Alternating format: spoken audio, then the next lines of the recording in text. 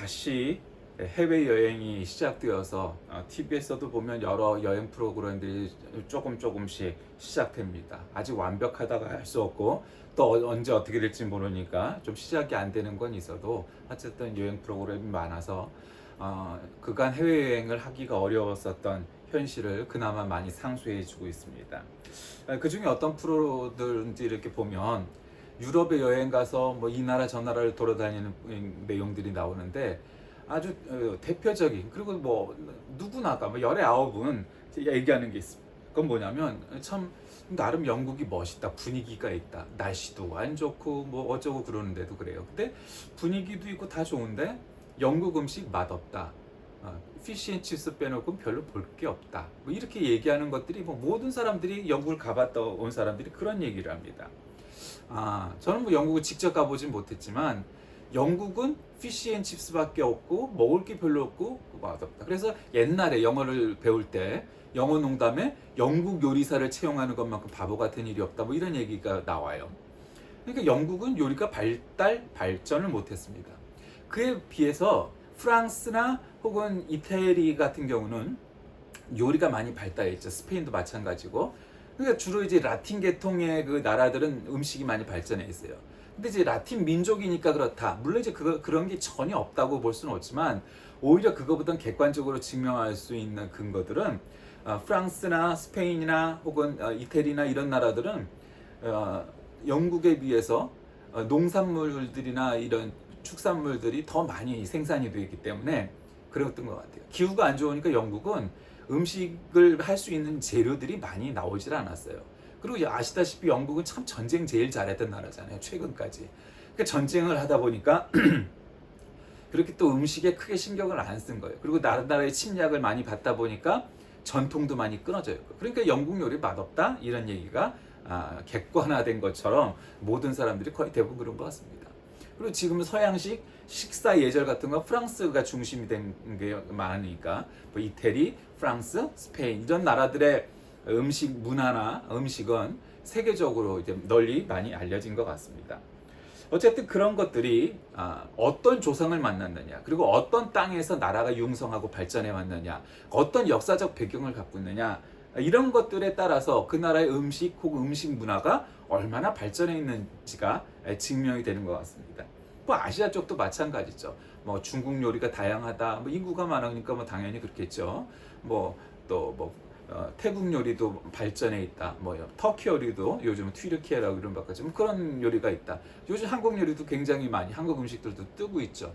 그래서 요즘은 미국에서도 슈퍼마켓을 가면 한국 요리나 혹은 한국 음식을 살려고 그러면 옛날에는 돈이 없는 사람들이 싼 값으로 사 먹으려고 유학생들이나 이민자들이 샀는데 지금은 미국 게 싸지 한국은 너무너무 비싸다는 겁니다. 그래서 한국 음식 오랜만에 먹고 싶어서 가면은 엄두가 안 날 만큼 많이 비싸졌다는 거예요. 근데 그게 그만큼 많이 나라의 위상과 이런 것들이 발전했기 때문이죠.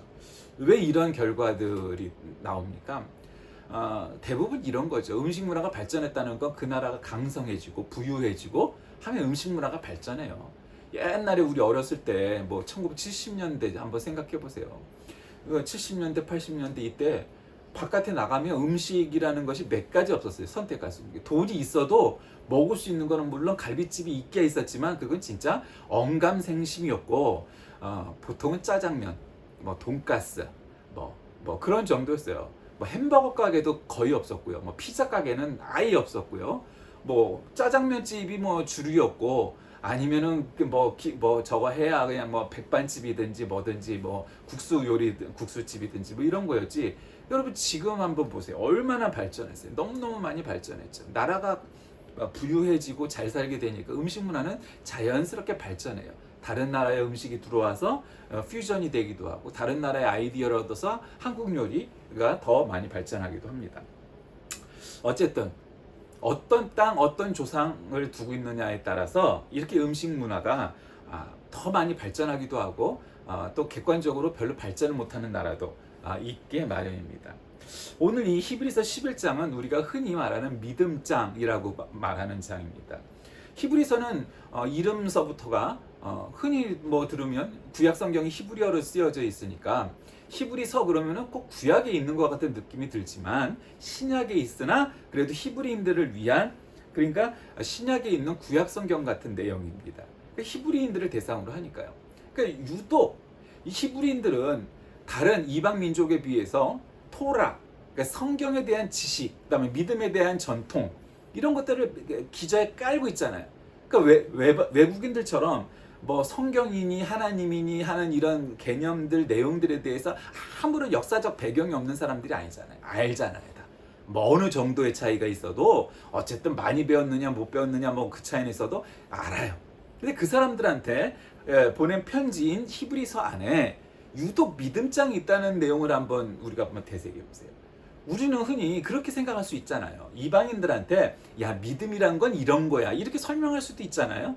왜냐하면 불교니 힌두교니 뭐 이슬람교나 유태교는 기독교랑 많이 비슷한 편이니까 내용적으로 뭐 빼고라도 불교니 뭐 힌두교니 이슬람교니 뭐 여러 다른 종교가 있지만 다른 종교적인 배경에 있던 사람들한테 우리의 종교, 우리의 신앙을 전도할 때 믿음에 대해서 말하는 것이 훨씬 더 뭐랄까 상식적이다, 이런 생각이 들 때도 있는데 왜 히브리서에 하필 믿음장이 있을까? 그러면서 대뜸 이 히브리서의 기자는 믿음이 바라는 것들의 실상이기 때문에 믿음으로 모든 세계가 하나님의 말씀으로 지어진 줄 알고 또한 본다, 이렇게 얘기합니다. 믿음은 바라는 것들의 실상이요 보지 못하는 것들의 증거니. 참 믿음을 이렇게 한마디로 설명하기가 쉽지 않겠죠. 그러니까 뭐라고 말해요? 오늘 본문은 바라는 것들의 실상이 믿음이라는 거예요. 우리가 소망이 있잖아요. 우리가 뭐가 됐으면 좋겠다. 어느 인간인들 바람이 왜 없겠어요? 근데 그 모든 바람의 실상, 실제로 있는 모습이 바로 믿음이라는 거예요. 그 우리는 여기서 굉장히 모순과 같죠. 믿음은 눈에 보이는 게 아니고 우리가 바라는 것들도 현실적으로 지금 나타난 게 아니니까 보이지 않는 거잖아요. 근데 그게 실상이래요. 보이지 않는 게 실상이래요. 우리가 바라는 게 실상이래요. 근데 여기서 굉장히 파라독스, 역설을 우리에게 증명하죠. 그다음에 또 보지 못하는 것들의 증거래요. 아니 증거라는 건 뭐예요? 요즘 유명한 드라마에도 보면 법정에서 증거 있습니까? 한마디 하면 증거가 없으면 아무도 안 믿어줘요. 그게 팩트이고 그게 진실일지라도 아무도 안 믿어줘요. 왜요? 증거가 없으면 그걸 증명할 방법이 없으니까요. 구약 성경에 이스라엘 전통에 재판하는 모습들이 간혹 나와요. 그러면 그 여러 가지 뭐 시대에 따라 뭐 상황에 따라 다르지만 일단 거기서 증거가 있어야 돼요. 저 사람이 죄를 졌다는 증거가 있어야 돼요. 그 다음에 세 사람 이상의 증인이 있어야 돼요. 한 사람 갖고는 안 돼. 왜 매수할 수 있으니까. 그래서 그 여러 사람의 의견을 듣고 그 사람의 죄를 재판하는 것이 구약 성경의 전통이고 이 히브리 사람들의 전통이었습니다. 그런데 보지 못하는 것들의 증거를 눈에 안 보이는데 그 실제 하지 않잖아요. 우리의 실제 생활에서는 그 실제 하지 않는 것들의 증거라는 거예요. 그것이 믿음이라는 거예요. 그러니까 이제 사람들은 그렇게 말을 하죠. 1차원적으로 생각하면 야 말도 안 된다. 눈에 보이지 않고 실제로 없는 거를 있대. 그러니까 지들이 거짓말쟁이야. 이렇게 얘기하죠. 근데 여러분 눈에 보이는 것이 세상의 모든 것이라고 하기에는 우리가 그러기엔 너무 많이 배웠잖아요. 그렇죠? 예를 들면 우리나라 역사가 어쩌고 저쩌고 그럴 때 지금이야 그래도 세계 10위권 10번째 10손가락 안에 들어가는 나라니까 뭐 어쨌든 저쨌든 뭐 우리나라가 자랑스럽다 이렇게 얘기해도 말이 되죠. 그 정도 되니까. 근데 우리 어렸을 때 생각해 보세요. 뭐 50위권 30위권 뭐 우리 윗세대는 더 가난한 아주 세계에서 제일 가난한 나라였죠. 6.25 이후에는. 그 세계에서 제일 가난했던 나라 당시에 우리나라 자랑스러우면 사람들이 웃긴다고 그랬을 거 아니에요. 우리나라가 민주주의 한다고 그랬을 때 독일의 어느 기자는 뭐라고 그랬어요? 야 한국이 민주주의가 된다는 거는 쓰레기장에서 장미꽃이 피는 것과 같다. 말도 안 되는 소리다. 이랬었어요. 근데 지금 아시아에서 가장 민주화가 된 나라고 아시아에서 가장 잘 사는 나라들 중에 하나가 되었잖아요. 그러니까 지금이야 우리나라 자랑스러워 이렇게 얘기할 수 있죠. 근데 우리 어렸을 때는 그렇지 않았어요. 근데 또 그때도 우리 민족의 무슨 얼과 어쩌고 저쩌고 뭐 그러면서 막 그랬어요. 그게 다 팩트는 아니어도 소위 말하는 국뽕이라고 말하는 그런 것들이 없지 않았죠. 그러나 그 보수주의라는 게 뭐예요? 일종의 약간의 국뽕이 있는 거 아니겠어요? 그게 보수예요. 국뽕, 우리는 자랑스러운 민족이야. 말도 안 되는 거 갖고 가끔은 조금 우겨가면서 그렇게 하다 보니 우리나라가 진짜 또 외국인들이 나와서 다 우리 듣기 좋으라고 하는 소리가 많지만 그러니 저러니 해도 객관적인 것들도 있잖아요. 우리나라가 많이 발전해 있다, 우리나라가 좋은 점 이런 거 얘기하면 다 사실은 아니에요. 그걸 다 사실로 믿는 것도 어리석음이죠. 그러나 그래도 참 우리가 어렸을 때 미국 사람, 유럽 사람은 우리나라보다 훨씬 잘 살고 뭐 이런 나라 사람들이었는데 한국에서 사는 게 훨씬 좋아요. 뭐 이런 사람들이 늘어나고 있다는 건, 그리고 실제로 한국에 산다는 건 지 나라 사는 것보다 우리나라가 좋은 점이 있으니까 사는 거 아니겠어요? 어쨌든 돈이 되니까도 살겠지만 그런 것들이 있는 거예요. 근데 이런 모든 것들이 우리나라의 뭐 문화가 어쩌고 우리나라의 전통이 어쩌고 우리나라의 경제가 어떻고 뭐 하기 전에 이 모든 것들이 다 우리 조상으로부터 물려받은 거 아니겠습니까? 예, 물려받은 거예요. 상속받은 거예요. 옛날에 올해 조금 지났지만 상속자라는 드라마가 있었죠. 그 왕관의 무게를 견뎌라 이러면서 부제가 달려 있었어요. 거기 보면 대부분 다 부잣집 아들, 부자도 그냥 부자도 아니고 막 재벌급 부자들의 아들 딸들이 나오는데 그 중에 하나가 이제 캔디 같은 애가 있죠. 비현실적인 설정이 있어요. 드라마가 되니까. 그래서 이제 그 아이가 거기서 버텨내고 사랑하고 뭐 이루어가는 이제 그런 아주 유명한 드라마가 있었습니다. 그런데 부자는 부자대로, 권력자는 권력자대로, 뭐 그러면 평범한 소시민은 소시민대로 다 자신 그 부모들의 뭐 여러 가지 무형적인 유형적인 것들을 상속받게 돼 있어요. 원하든 원하지 않든 간에요. 가끔가다 깜짝 놀랄 때가 있어. 그건 뭐냐? 야, 좋은 것도 물려받지만 나쁜 것도 물려받는 거구나. 뭐 이런 것들을 우리 스스로가 이렇게 자각할 때가 있지 않습니까? 모르겠어요. 다른 사람은. 저는 그런 것 같아요. 그런 것들이 내 안에 이렇게 DNA가 있다. 이런 걸 하는 거예요. 마치 이런 게 이스라엘 사람들인 것 같아요. 가끔 제가 유튜브에서 잘 보는 게 이제 메시아닉 공동체라는 것들인데, 그러니까 거기서는 이제 히브리 사람들, 그러니까 이스라엘 사람들을 전도 대상으로 삼고 좀 그래요. 좀 특이해요. 약간 좀 일반 교회하고의 성격이 다른데 어쨌든 거기 보면은 찬양도 히브리어로 하고 뭐 여러 가지 그런 히브리 사람들을 대상으로 전도하려고 하고 뭐 이런 것들이 이거 히브리 중심적인 교회예요. 약간 좀 유대교 느낌이 나죠. 거기 이렇게 내용들을 보면 이스라엘 사람들에 대한 전도가 나와요. 근데 이제 거기에 대한 간증이나 뭐 이런 자료들이 나오는데 유대교 신자였다가 목사가 되거나 크리스찬이 돼갖고 간증하는 이제 그런 대목이 나와요. 그러니까 그 사람들은 이 유대교가 속이고 있다는 거죠. 예수가 메시아라는 사실을 속이고 있다. 거기서 이제 그런 간증들이 나오는 걸 보면서 이제 그래요. 근데 어쨌든 그 사람들은 구약적인 그런 율법적인 구약 성경의 그런 내용들, 그다음에 구약 성경의 역사들을 다 이미 어려서부터 배우고 왔어요. 어쩌면 서방 사람들이나 기독교인들보다 훨씬 더 학습이 잘 돼 있어요. 달달달달 외우죠. 성경도 달달달달 외우고 역사도 그냥 뭐 자치 역사잖아. 그 역사가 성경의 역사가 또 팩트잖아요. 그러니까 그걸 그대로 성경에 있는 내용이나 또 그 이후에 중간 시대, 중간사나 뭐 또 그 뭐 근세나 간에 아주 철저하게 그냥 공부를 해갖고 있는 사람들이에요. 근데 거기에 메시아란 예수 그리스도라는 복음의 핵심, 뭐 왕관의 그냥 그 보석과 같은 핵심이 딱 활용점정 되니까 어떻게 되겠어요? 그냥 확 살아나는 거죠. 와, 내가 뭔가 믿음에 뭔가 이게 약간 2%가 부족하다고 생각했는데 뭔가 부족한 내용이 있다고 생각했는데 거기다 예수 그리스도라는 정점을 딱 찍으니까 성경의 모든 뭐 의심들과 의문들과 문제와 이런 것들이 일시 해결이 되는 거예요. 해결이 된 거죠. 그들은 아직도 메시아를 기다리고 있다고 그러잖아요. 참 그 유대인들 입장에서 보면 하나님은 참 무심도 이런 무심이 어디 있겠어요. 2000년 동안 나라가 없어갖고 떠돌았던 민족이에요. 그냥 떠드는 것도 아니고 얼마나 핍박받았어요. 유럽에서 그러니까 세계에서 핍박받는 나라 없는 민족이 3개가 있었어요. 제일 많이 핍박받던 민족이 유대인, 두 번째가 집시. 지금도 집시들이 유럽에 가면 특히 스페인 같은 데 많죠. 그 다음에 세 번째가 쿠르드인이에요. 여러분 우리는 자꾸 쿠르드 하면은 이렇게 잘 이렇게 많이 알려져 있지는 않죠. 근데 어쨌든 쿠르드는 이란, 이라크, 터키에 이르기까지 세계에서 가장 큰 나라 없는 민족이에요. 뭐 일설에 의하면 뭐 5천만 명이다, 그 이상이다 이렇게 얘기할 정도로 적지 아니한 민족이에요. 근데 나라가 없어요. 근데 다른 나라들은 전쟁 이후에 이스라엘처럼 이렇게 나라가 생겼지만 쿠르드는 아직도 나라가 없어요. 그게 여러 가지 도화선이 되고 있어요. 뭐 튀르키예, 뭐 그다음에 중동, 아랍 여러 국가들에서 나라를 만들려고 하고 있고, 궁극적으로는 이 민족들로 인해서 또 문제가, 전쟁이 일어날 수도 있어요. 어쨌든 그 히브리인들은, 이스라엘 사람들은 그런 믿음에 대한 상속이 있었어요.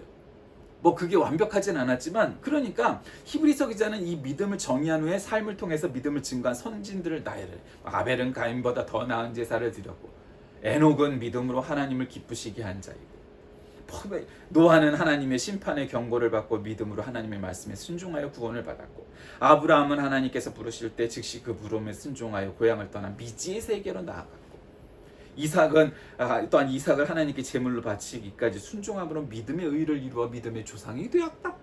그냥 잘잘잘잘 그냥 믿음의 조상들에 따라서 쭉 나열해요. 왜 그럴까요? 봐봐, 니들이 믿음을 갖고 사는 게 불안할 때도 있고, 이게 진짜일까? 내가 잘 믿는 걸까? 이게 뭔가 가짜가 아닐까? 가짜 믿음이 아닐까? 이런 의문이 들 때가 있잖아. 봐봐, 네 믿음의 네 조상, 그러니까 육체의 조상이 있던 뭐 아담서부터 뭐 아브라함, 뭐 이삭 이르기까지, 야, 니들 조상들이 너보다 어리석어서 그렇게 믿음이 있었겠니? 아니, 그 사람들이 너보다 바보여서 홍해를 건너라니까 홍해를 건너고, 아들을 바치라니까 정신병자니? 아니잖아. 왜 그랬을까? 그만한 이유가 있을 거야. 그건 하나님이 실제하셨고, 그 하나님이 그들에게 나타나셨고, 그래서 그 믿음을 거부할 수 없었기 때문이야. 그게 진짜라는 사실이야. 성경이 왜 이렇게, 야, 예수를 믿기만 하면 죽인다, 핍박받는다, 그런 손해를 보면서까지 왜 그들은 믿음을 지켰을까? 왜 죽기까지 순교하면서까지 믿음을 지켰을까? 그들이 바보였을까? 아니면 그들이 미치광이였을까? 다? 아니야. 그게 진리였고 사실이었기 때문에 그들이 그것을 지켰던 거야. 이런 거죠. 아브라함은 하나님의 초자연적인 역사로 100살의 이삭이라는 아들을 얻죠. 야, 말도 안 되는 소리 하지 마. 뭐. 근데 가끔 여러분, 저는 그 뭐 세상에 이런 일이 뭐나 뭐 이런 것들을 자세히 보진 않지만, 가끔가다 여러분 환갑이 넘은 할머니가 아기 낳았다는 소식을 들은 적 있습니까? 저는 뉴스에서 본 적 있습니다. 환갑이 남은 할머니가 아기를 낳았다는 거. 80 넘은 할아버지가 아들을 낳았다는 그 뉴스를 본 적 있습니까? 얼마든지 가능합니다, 그건. 아니, 오히려 할아버지는 할아버지니까 그렇다 치고 어떻게 환갑이 넘은 할머니가 아기를 낳습니까? 이거는 상상하기 어렵잖아요, 과학적으로. 그게 가능할까요? 아니, 50대에도 이게 아기를 낳는 게 거의 기적적인 일인데 60대에 아기를 낳았다? 불가능할 것 같잖아요. 근데 그 불가능한 것 같던 일이 뉴스에 실제로 나와요. 야, 이런 일이 정말 있긴 있구나. 불가능하잖아요. 그건 우리가 너무 잘하잖아요. 지금 뭐 여기서 과학적인 걸 얘기해봐야 뭐 할 필요도 없고, 말도 안 되는 얘기잖아요. 이거를 그냥 뉴스가 아니라, 요즘이 아니라 옛날에 누가 사람 걸쳐 들으면, 야, 말도 안 되는 소리 하지 마. 야, 그게 있을 수 있는 일이니? 아이고, 모자란 거. 이랬을 거야, 쯧쯧쯧. 믿음이 그런 거예요. 사람들이 입에서 입으로 9점만 됐다고 그러면, 에이, 말도 안 되는 소리 하지 마. 어떻게 사람이 죽었다 살아나고, 어떻게 아들을 바치고 어쩌고 저쩌고. 그런데 그것이 문서로 기록되어 있고, 문서 기록되었을 뿐더러 이 믿음 지키기 위해서 죽기까지 순교하면서까지 지켰던 게 바로 믿음이잖아요. 여러분, 이게 우리에게 중요한 거예요. 그러니까 믿음을 어떤 사람들은 믿음을 무슨 아주 이렇게 클럽처럼 생각을 하는 사람도 있어요. 교회를 사업에 유난한 활동을 위해서 자기 같은 계통의 사업을 하는 사람들이 많은 교회를 선택하는 사람들이 있어요. 실제로 그래요. 그래서 공무원들, 선생님들 많은 교회는 공무원 선생님들이 많고요, 장사하는 사람들이 많은 교회 가면 장사하는 사람들이 많아요. 다 그 끼리끼리 모이니까요. 농사 짓는 사람들이 많은 교회는 뭐 되게 농촌이니까 뭐 지금은 거의 농사죠. 농사 짓는 사람들이 많고. 근데 그 지역에서도 공무원들이 많은 교회냐 장사하는 사람들이 많은 교회냐가 이게 확 갈려요. 그 왜 그렇겠어요? 아는 사람이 다 그 사람들이니까 전도도 그 사람들을 주로 하기도 하지만 선택할 때도 야 나는 공무원이니까 공무원 상사가 다니는 교회를 가야지. 나는 장사하는 사람이니까 장사하는 사람들이 많은 데 가서 사업에 좀 도움이 되도록 가야지. 그런 사람들이 있다는 얘기예요. 실제적으로. 근데 그게 나쁘다 잘못됐다 이렇게 말할 수는 없지만 그것이 가장 주된 이유가 돼선 되겠느냐? 그건 아니죠. 우리가 알다시피 그건 잘못된 거잖아요. 그러니까 믿음으로 노아는 아직 보이지 않는 일에 경고하심을 받아. 여러분 노아는 정말 미치광이 중에 미치광이잖아요. 산꼭대기에다가 그렇게 어마어마한 배를 만들잖아요. 여러분 최근까지 이 영화가 됐었잖아요. 최근은 아니네. 이제 좀 됐네. 그리고 막 실제로 그 배를 만들어 현대화 해갖고 현대 미국에서 그렇게 배를 만드는 그런 영화도 있고 뭐 여러 가지 버전이 있잖아요.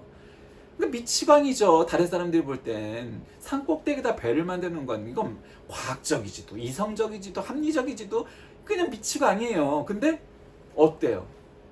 그렇게 미치광 다른 사람들 눈엔 미치광이처럼 보였으나 결국 그 노아에 의해서 인간들이 보전이 되죠. 8명의 가족이 남아서 뭐 모든 사람들은 몰살하게 되는 죽게 되는 그리고 이 가족만 남게 되는 기적을 보잖아요. 노아는 방주를 준비하여 그 집을 구원하였죠. 이로 말미암아 세상을 정죄하고 믿음을 따르는 의의 상속자가 되었느니라. 의의 상속자가 되었느니라. 여러분 믿음은 그런 거예요. 다른 사람들 눈에는 아유 바보야, 바보 같아. 아이, 야 이렇게 좋은 날씨에 놀러 가야지, 이렇게 좋은 때에 여행 가야지, 이렇게 좋은 때에 뭐 재밌는 일을 해야지. 여러분 이게 먹고 살만하고 우리가 배에 기름이 찼으니까 지금 그딴 소리 하는 거지. 우리가 그럴 형편이 안 됐을 때 어때요? 그냥 죽어라고 잘 믿었죠. 근데 이제 배에 기름이 끼기 시작하니까 교회보다 더 재밌는 데가 많아진 거야. 교회 말고도 갈 데가 있는 거야. 이젠 교회가 아니어도 훨씬 재밌는 데가 많아진 거야. 이젠 기도하지 않아도 먹고 살만하니까 기도하지 않는 거야. 사람들이 그렇게 된 거예요. 여러분 우리가 가난했을 때 그러나 정말 열심히 있는 교회였고 민족이었죠. 그러면서 미국이나 유럽 사람들을 보고 저 사람들이 배에 기름기가 껴갖고 믿음이 저 따위가 돼버렸다고 비판했었어요. 근데 지금 우리가 그 모습이 되었어요. 그러니까 유럽의 교회가 술집으로 바뀌고 서커스장이 되고 뭐가 되고 뭘로 바뀐대요. 한국이 안 그럴 것 같으세요? 한국은 유독 믿음이 좋아서 전혀 안 그래요. 안 그래요. 그냥 역사가 더할수록 교회가 신학이 발전하겠죠. 그런데 지금 유럽의 모습처럼 혹은 일본의 우리보다는 굉장히 표본은 작지만 일본처럼 그런 모습이 되지 말란 법이 없어요, 여러분. 법이 없어요. 우리가 야스쿠니 신사에 가는 일본 정치인들을 비판하죠. 그거는 일리가 있어요. 여러 가지 정치적인, 역사적인. 그래서 가는 것은 잘못된 거예요. 비판해야 돼요. 근데 우리도 그것이 신사라고 말하진 않아도 야스쿠니 신사와 같은 우상, 지금 요즘 청와대라고 말하지 않지만 아직 이름이 없지만 대통령실에 법당이 들어서 있는지 알게 뭐예요 지금, 그렇죠? 법당이 들어서 있을 수도 있어요. 청와대를 떠난 것부터가 벌써 미신 저거 돼 있고. 그 김건희의 회사 이름이 코바나인데 이 코바나가 난 궁금했어요. 그런 거 보면 나는 궁금해요. 알고 보니까 코바나라는 게 남묘호랑개교에서 나온 용어예요. 남묘호랑개교? 창가학회죠. 일본 공명당과 연관되어 있는. 그다음에 또 그 사람들이 또 통일교하고 관련돼 있어요. 또 그 사람들이 하여튼 여러 가지 이런 미신 잡신에 하여튼 있는 건 우리가 공공한 사실이잖아요. 우리가 너무 다 잘 알고 있는 거잖아요. 그러니 대통령실 그 건물 중에 하나에 법당이 없으란 법이 있겠어요? 알 수 없어요. 옛날에 노태우 대통령 시절인가요? 청와대에 불상이 있다고 말이 돌아갔고 말이 많았었죠. 청와대에다 불상을 갖다 놓는다고. 이제 그 집안이 노씨 집안이 이제 다 기독교화가 되고 신자가 개종을 했지만 그랬던 때가 있었어요. 알 수 없어요, 여러분. 이 나라가 영적으로 어떻게 흘러갈지 경제적으로 잘 사니까 저는 불안함이 있어요. 어떤 불안함이냐면 그래 우리가 10위권이 됐어요. 우리나라가 G7이 될 수도 있대요. 그럴 수도 있을 것 같아요. 이렇게 잘 나가고 우리가 너무 잘해서가 아니라 우리는 그냥 조금 잘하는데 일본이 너무 못하니까 우리가 G7이 되고 일본이 떨어질 수도 있어요. 일본이 지금 그 자각하기 시작했잖아요. 근데 여러분 그거 아십니까? 그것도 사실이지만 올해나 빠르면 올해나 늦어도 내년 정도엔 대만의 1인당 GNP가 한국을 앞지를 거라는 거. 20년 만에. 그러니까 공부를 잘하는 애는 그런 걸 다 보는 게 공부를 잘하는 거야. 한마디로 내 앞에 있던 애를 넘어서서 내가 성적이 올라갔다? 그건 박수 받을 만한 일이죠. 칭찬받아야 돼요. 근데 뒤에 있는 애가 나를 갖다가 이겨먹는 거를 보질 못하고 있는 거 우리가. 대만, 물론 대만은 나라가 우리나라보다 훨씬 작은 나라니까 이게 나라냐 아니냐의 논란이 있지만 어쨌든 20년 만에 우리나라 GNP를 능가할 거라는 거예요. 1인당 GNP를. 그게 뭐 홍콩이나 싱가포르는 그래도 진짜 도시국가니까 그렇다 쳐도 대만은 그거보다 규모가 크잖아요. 물론 거기 TSMC 하나 반도체 회사 때문에 지금 그런 거예요. 거기는 우리나라 삼성하고는 비교할 수 없을 정도로 이 프로테이지가 커요. 그러니까 TSMC가 삐끗하면 대만은 그냥 절반으로 이렇게 달아나도 뭐 그래도 이상하지 않을 만큼 그렇게 위험도가 커요. 그러나 어쨌든 대만이 그렇게 된다는 거예요. 그 지금 올해냐 내년이냐 뭐 늦어도 후년이냐 이런 정도의 문제예요. 우리가 일본 이긴다 이거에 도취해갖고 대만한테 지는 거를 상상도 못했던 거예요. 그러니까 세상은 그렇게 심플하지가 않아요. 대만의 한 똑똑한 사람이 TSMC라는 회사를 만들어서 거기에다 집중 투자를 했더니 대만을 이렇게 잘 사는 나라로 만드는 거예요. 그게 우리나라 사람들 지금 뭐 국뽕에 취해 사람들은 눈에 잘 안 띄죠. 그래봤자 소용없어. 물론 위험도가 크죠. 엊그저께도 중국이 미국의 하원 의장이 내방할 때 그냥 또 미사일 쏘고 전쟁 준비했잖아요. 이렇게 싸워야지 하고 시뮬레이션처럼 문제가 크죠. 그러나 저러나 각 나라마다 그런 저반의 그 사정이 있는 거예요. 그러니 우리가 얼마나 잘 사냐, 우리 교회가 얼마나 크냐, 우리 집안이 얼마나 대단한 집안이냐 따지기 전에 그러한 상속의 부분을 떠나서 우리가 믿음의 상속을 하지 않으면 안 된다는 거예요. 정말 잘 사는 나라도 전쟁 한 방으로 나라가 몰락하기 시작하는 거 금세예요. 세계를 호령했던 나라들이 어느 한순간부터 몰락해가는 과정을 우리가 역사 속에서 보잖아요. 우리나라보다 지금 훨씬 더했던 잘 사는 나라들이에요. 세계 제국을 이루었던 나라들이 망해요. 몽골이라는 나라는 세계의 뭐 절반을 가졌다 해도 이상하지가 않을 만한 큰 나라였는데 여러분 지금 몽골이 어떤 나라예요?